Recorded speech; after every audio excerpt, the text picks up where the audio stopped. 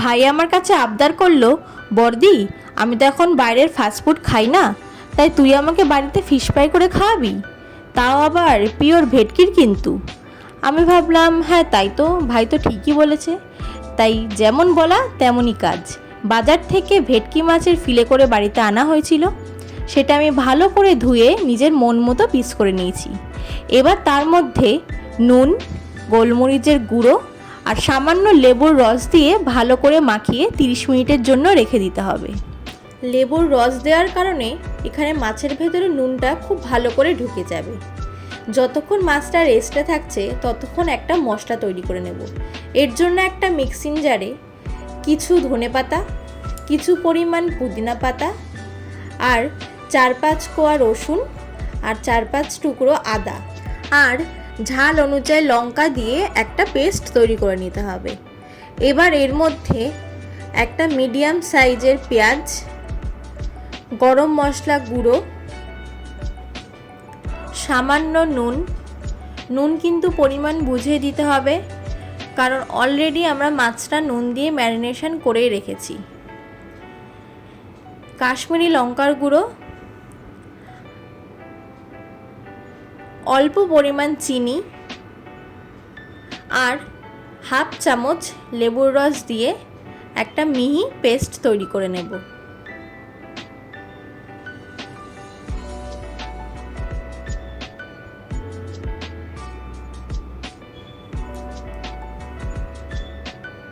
30 minute পর যে মশলাটা আমরা করে রেখেছিলাম সেটা মাছের মধ্যে দিয়ে ভালো করে ম্যারিনেশন করতে হবে। ম্যারিনেশনটা কিন্তু খুব জরুরি। ম্যারিনেশন ভালো তাহলেই কিন্তু ফিশ ফ্রাইটা খেতে দুর্দান্ত হবে। তাই প্রতিটা মাছের পিসের গায়ে মশলাটা যাতে ভালো করে ঢুকে যায় সেইভাবে ম্যারিনেশন করতে হবে। Marination complete.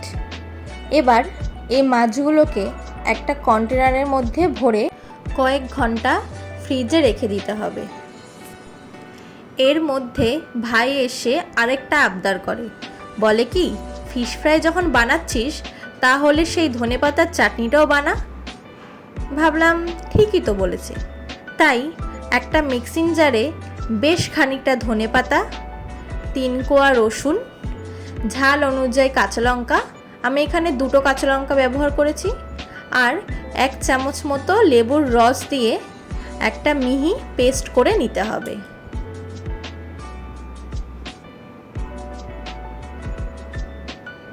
আমি এখানে আদাটা প্রথমে দিতে ভুলে গেছিলাম, তাই 4-5 টুকরো আদা আর সামান্য নুন দিয়ে আবারও একটা পেস্ট তৈরি করে নিতে হবে। ব্যাস, তাহলেই তৈরি টক ঝাল ধনেপাতার চাটনি। এবার ফ্রিজ থেকে মাছটা বের করে নেব। দেখুন মাছের গায়ে কি সুন্দর মশলাটা লেগে গেছে। এবার একটি বাটিতে 3টে ডিম ফেটিয়ে নিলাম আর একটি প্লেটে ব্রেড ক্রাম্বস নিয়ে নিলাম। এবার কোটিং করার পালা।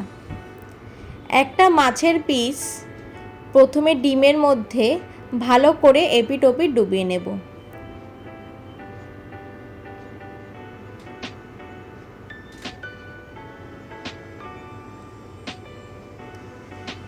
তারপর ব্রেড ক্রাম্বসের মধ্যে দিয়ে হালকা হাতে ভালো করে কোটিং করে নেব। আপনারা চাইলে একবারই কোটিং করতে পারেন, কিন্তু আমি এখানে 2বার কোট করেছি।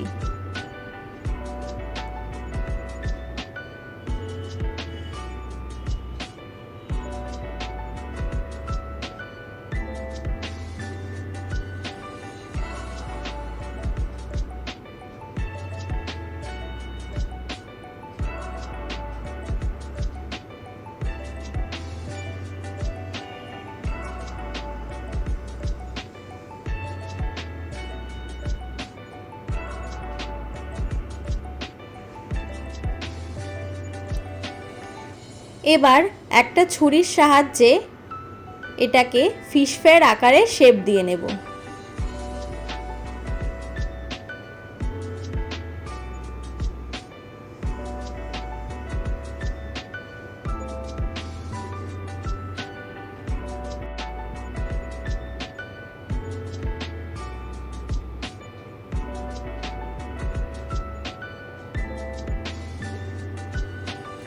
এখানে একটা রেডি হয়ে গেল।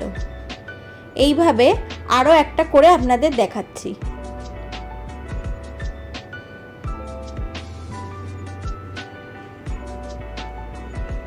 একইভাবেই ডিমের মধ্যে ভালো করে ডুবিয়ে তারপরে ব্রেড ক্রাম্বসের মধ্যে ভালো করে কোট করে নিতে হবে।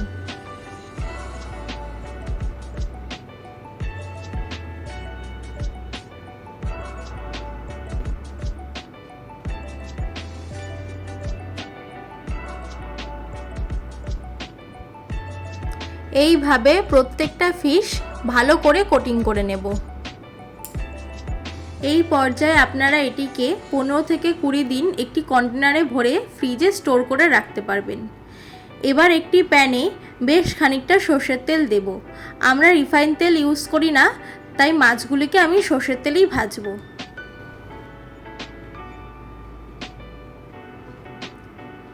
তেল গরম হয়ে গেলে একে একে মাছগুলোকে ছেড়ে দেব। আমি এখানে দুটো করেই মাছ দিয়েছি যাতে ভালো করে ফ্রাই করা যায়।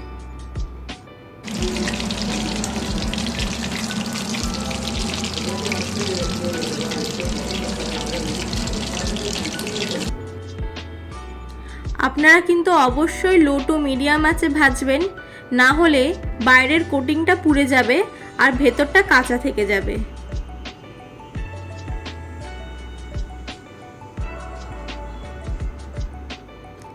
এই দুটো ভাজা কমপ্লিট। এইভাবে আমি প্রত্যেকটা মাছ ভেজে নিয়েছি।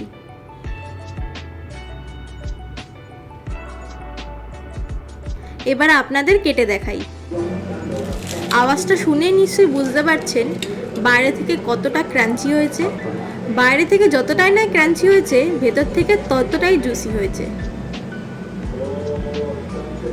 এবার সার্ভ করার পালা।